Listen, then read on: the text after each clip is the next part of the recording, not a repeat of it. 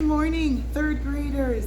I hope that you're up and shining bright this morning and having a good morning.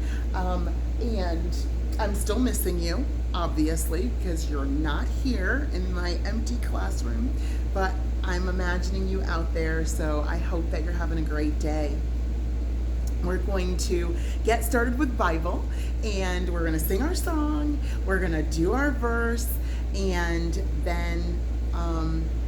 then I'm going to do our story. We'll do our lesson for today, okay? So sing with me. Don't make me sing by myself. My voice is like bleh lately. So sing with me, and we'll sing through the first verse. We were supposed to learn the second verse this week, but I'm not doing it by myself. So we'll learn it next week. And we'll probably even learn the third verse by that time. So we'll learn other verses, but we're just going to sing the first verse since you know that one already, kind of. Ready? Let's try it together. Loved with everlasting love, led by grace that love to know, Spirit breathing from above, thou hast taught me it is so. Oh, this full and perfect peace, oh, this transport all divine, in a love which cannot cease, I am his and he is mine. In a love which cannot cease, I am his and he is mine. Whoa. Yeah, see, my voice is cracking a lot. So make sure you sing loud enough over me so you don't have to hear that. And let's do our verse together. Remember Genesis 1:28. Do the motions with me, because remember, that helps you to remember the words and what we're doing. So do the motions. Genesis 1:28. And God blessed them, and God said unto them, be fruitful and multiply and replenish the earth and subdue it, and have dominion over the fish of the sea, and over the fowl of the air, and over every living thing that moveth upon the earth. Genesis 1:28. So I hope that you did it with me, because we will have verse tests. And during those verse tests, you'll have to be telling me or showing me that you know the words to this verse. So be prepared for that by saying those words. We were supposed to learn another verse this week too. So you're going to be, fortunately, only learning this verse for 2 weeks. So that'll help you before the verse test. So you'll really, really know that verse really well. Well, remember we talked yesterday about something sad that happened. We talked about Adam and Eve in the garden. Before last week, we were talking about how it was just this wonderful, perfect place. Adam was there, and then he got to name all the animals. God took his rib and made a woman so that he would have a helper with him, somebody to be with him. And he named her Eve, woman, because she was taken from man. And Adam and Eve lived in this garden, but this one day, Satan came in the form of a serpent to Eve and started to talk to her, which, wouldn't you think that was a little weird when the animal starts talking to you? But Eve talked back, and Satan was kind of very smooth. How do you like living in the garden? It's really beautiful. Look at all these trees and that great fruit that you have. And what's it like? Oh, it's great. We just enjoy the animals. We get to enjoy all this great food. We walk around, we eat of the fruit, and but did I hear that you can only eat of some trees? Oh, well, we can eat of all the trees except one. There's just one that we're not supposed to touch. Why? Well, because God said not to, and if we did eat of that fruit, we would surely die. So we don't want to die, so we just decided not to. Do you really think a God of love and a God who made you would want to kill you, would want you to die? I doubt it. The reason he doesn't want you to eat of that fruit is because you'll know good and bad. Don't you want to know good and bad? Oh, well, yeah, I would want to know good and bad. Satan knows how to twist it and turn it just the right way to make us think, oh, I'm actually doing something good. I mean, this isn't that bad, right? And so he convinced Eve to think, oh, well, yeah, it is good to know right from wrong because I don't want to displease God. So And that fruit does look good. Before, she never cared about that fruit. She could eat of every other tree. It wasn't a big deal, but now she really wanted that fruit, and it looked really good because she was focused on it, because Satan put her focus on that. And she looked at that fruit so much that eventually she took of that fruit and ate it. And not only that, but then she shared it, gave some to Adam so that he could try it too. And right away, they both knew they had done something wrong. And they tried to hide. They tried to hide from God. They were so ashamed of what they had done. They knew they had done wrong. They knew they were no longer clothed, and they were embarrassed. And they tried to hide from God. And God knew exactly where they were, but he wanted to make a point to Adam where he said, Adam, where are you? Why are you hiding from me? And Adam said, we were ashamed because of how we looked. And God said, did you eat of that tree that I told you? Well, it wasn't my fault. It was her fault. I mean, she gave it to me. She did it first. God, you gave her to me. So, really, I can't be blamed. And then Eve, Adam, that's not nice. And then she blames the serpent. And it's his fault. He's the one that did this. So you can't do this to me because I'm innocent. Hi. Sorry, I just had a quick moment that I had to get away for a second. But I'm back. So Eve was blaming the serpent. And because of that, God punished the serpent, not because of Eve blaming him, but because the serpent did do wrong. God punished the serpent and said, you're going to be cursed to be on your belly for the rest of your days. Eve was punished because the Lord said, now bearing children is going to be something very hard for you. Adam was punished doing work and getting food from the earth that used to be something so easy as just picking fruit off of a tree. Now there's going to be weeds and thistles and thorns, and it's going to be much harder. And spiritually, they were no longer as closely connected to God as they should have been. There was a difference in their relationship now, and God had to help them to recognize that they had done the wrong thing. Now, for the very first time, animals had to be slain. They had to be killed so that Adam and Eve could have the clothing that they needed. And they were banned from the Garden of Eden. It was a sad time for them. Well, today's lesson doesn't really get much better. We're going to talk about the first brothers. The first brothers. Adam and Eve knew the difference between obedience and disobedience. However, they chose. Remember, it's a choice. God gave them the choice. They could choose to do right or they could choose to do wrong, but sadly, they chose to do wrong. They chose to sin against God, as we all do. Before Jesus Christ came to die on the cross, believers offered sacrifices to God. Jesus' death was the perfect sacrifice and made all these other sin offerings to God unnecessary. So, because of their sin, that was when animals did have to be sacrificed to pay for that forgiveness of their sin. But then when Jesus Christ came, all of that was gone, and that no longer had to be, because he was the final sacrifice.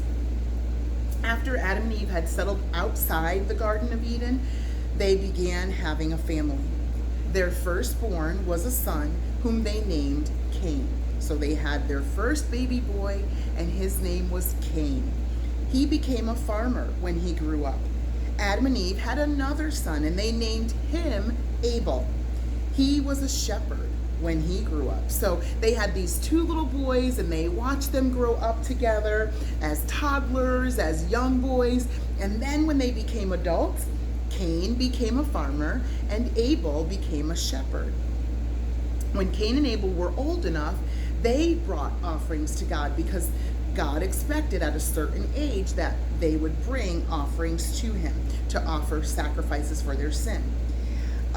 Abel had faith and brought the best lambs from his flock, but Cain brought some fruit and or vegetables that he had planted and grown.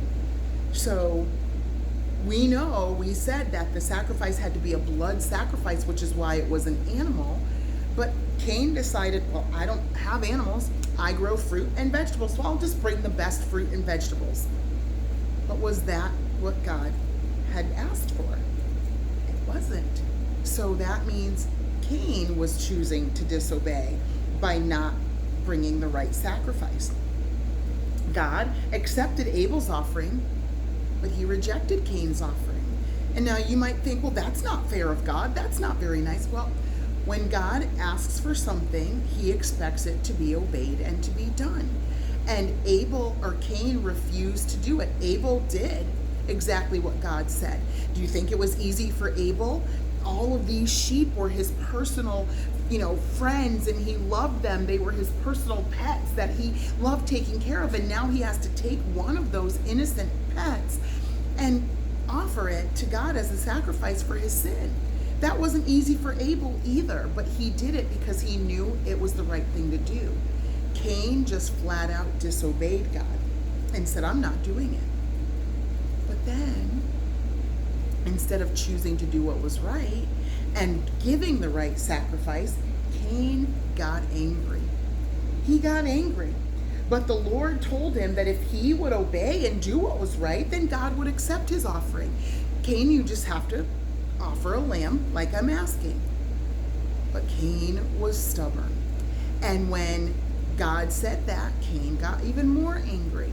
Well, how come he's accepting Abel's offering and not mine? Is Abel better than I am? I don't have sheep. I have vegetables. I have fruit. I'm offering the best that I have. Why is his offering better than mine? And he got more and more angry. Now remember, it wasn't that Abel's offering was better. It was that Abel's offering was the best. It was the right offering. It's what God asked for. If he had chosen to, Cain could have brought an acceptable sacrifice. Obeying God was a choice that Cain could have made. But instead of obeying God, Cain just got angrier and angrier. He could have chosen to just simply do what was right. He could have maybe even just gone to Abel and said, Abel, do you have another lamb that I could sacrifice to God so that he will accept the offering? Nope. He just got mad. He was mad at God for not accepting his offering. Then he's mad at Abel for being the perfect one who got the right sacrifice. Oh, I hate my brother. He allowed anger to get better of him. And then he became jealous. One day, when Cain and Abel were alone in the field, Cain got so angry that he killed his brother Abel and buried him right there in the field. Just killed him, buried him, and walked away. Didn't care. Later, God asked Cain where Abel was. And Cain answered God by saying, am I my brother's keeper? Am I supposed to know where Cain or Abel is? God said that the voice of Abel's blood was crying out to God from the ground. God told Cain that because he had sinned, the ground where he lived would be even harder to farm. Remember, the ground was already hard to farm because of Adam's sin. Now Cain, Adam's son, chose to kill his brother, and now God said it's going to be even harder for you to farm on this land because you took your brother's life. The earth wouldn't provide him with that proper food. Cain would become a wanderer for the rest of his life. That means the rest of Cain's life, he didn't live in a nice little shelter area. He didn't have a nice home, a nice, place to live. He was always worried and wondering and trying to, figure out. Cain called out to God and said to God, my punishment is greater than I can bear. I can't take it anymore. I don't want to have to work so hard to get food from the ground. And I'm afraid all the time. He was afraid that somebody would try to kill him because of what he had done. God put a mark on Cain to make sure that no one did kill him. Cain left his family and went to live in another land called the land of Nod. He left. He could not handle. He couldn't sleep. He couldn't eat because he was so afraid that somebody was trying to kill him, just like he had done to his brother. He had mistreated his brother. He had disobeyed God. He didn't care. And because of that, he spent the rest of his life absolutely miserable, not following God. All right, when Cain and Abel brought their offerings to God, whose offering did God accept? Cain's or Abel's? Yes, he accepted Abel's. Remember, Abel's offering. Which brother had faith? Obviously, Abel did. What did God offer to Cain? After Cain offered his what? Fruits and vegetables that were not the right sacrifice. What did God say Cain could do? Right, he could have a second chance, right? I'll give you another chance, Cain. You do the right offering and I will accept it. How did Cain react when God rejected his offering? He got angry. What would Cain have to do to be accepted? His offering accepted? Right, he just had to he had to bring a sacrifice of a lamb and do the right thing that God had said. Think about times, have you ever gotten angry? And what do you do when you get angry? Do you ask God to help you? Do you just stay angry and just keep going at people? Or do you breathe? Do you ask God, please calm me down, help me to do what's right? We need to not allow Satan to make us angry and to stay angry. We need to have ways of trusting God and allowing him to help us through that. We don't want to be like Cain, where he got so angry that he did something evil, where he killed his brother because of his anger. Don't let that be something that takes over your life. Have you ever tried to appear innocent when you've maybe been guilty of something? Again, ask God to help you. Don't lie, don't cheat, don't steal, and then try to pretend like you're innocent. Ask God to help you to stay on the right path. Ask God to help you to be like Abel and to have faith in God and to trust God and not to be like Cain, not allowing anger to take over. When we feel guilty for something that we've done, what should we do? We need to talk to God about it. We need to ask forgiveness. And I hope that we will look at this story and say, I don't want this sadness to be a part of my life. I want to live a life that pleases God, that has happiness in it, not sadness, because I let anger or mistrust or disobedience get in the way of my relationship with God. We just learned 2 stories where people allowed disobedience to get in the way of their relationship with God. Don't let that be us. They're great. Focus on the Lord and choosing to do what is right all the time. All right, that's the end of our Bible lesson for today. I will see you with tomorrow's Bible lesson tomorrow. Bye, guys. See you on some other videos later today, though. Okay, have a great day.